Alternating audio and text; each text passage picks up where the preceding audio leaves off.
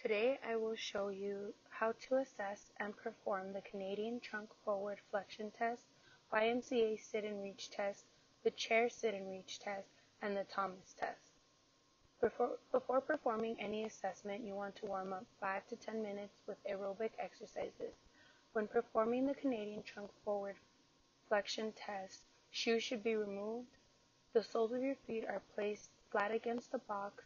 Both knees should be pressed flat on the floor, no bending while performing, and the markers should be placed at 23 centimeters, with the palms facing downward and the hands on top of each other or side by side. The subject reaches forward along the measured line as far as possible, ensuring that hands remain at the same level and that one is not leading in front of the other. You will hold for 2 seconds and repeat this assessment.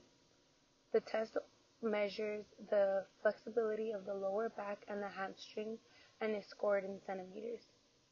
My first attempt was 40 centimeters.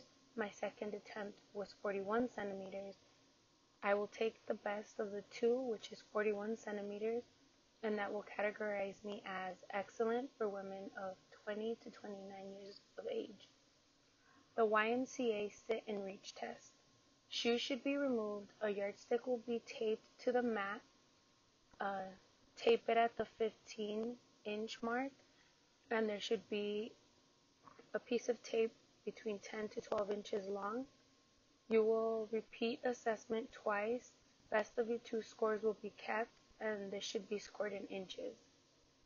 You should reach forward and exhale as you are reaching forward. Make sure your fingers are touching the yardstick and that one hand is not leading in front of the other, and you will hold for 2 seconds. The first attempt, I got 20 inches, and for my second attempt, I got 21 inches. My best of the two was 21, and that categorized me as above average for women of 18 to 25 years of age. The Chair Sit and Reach Test.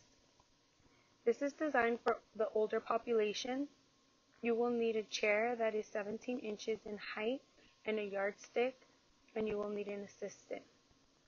One leg will be extended and ankle dorsiflexed while the other is kept flat on the floor. You will exhale while reaching forward to hold for 2 seconds. The second assessor will score how far you reach in inches. Scoring goes as followed. If you touch your toe, it is a score of 0. If your fingers pass the big toe, it is scored in a positive number, but if your fingers do not reach the big toe, it is scored as negative. For my left leg, I scored a positive 5, and my right leg a positive 5 as well. The Thomas Test Hip Flexor Test. For this protocol, you will use a mat and you will lay flat on the floor while bringing one leg to your chest and the other will remain flat on the floor. A second person will score you as flexible or inflexible. When bringing the leg up to the chest, the other should stay straight and remain in contact with the mat. If the leg does not stay in contact, it will be considered inflexible, but if it does, it will be considered flexible.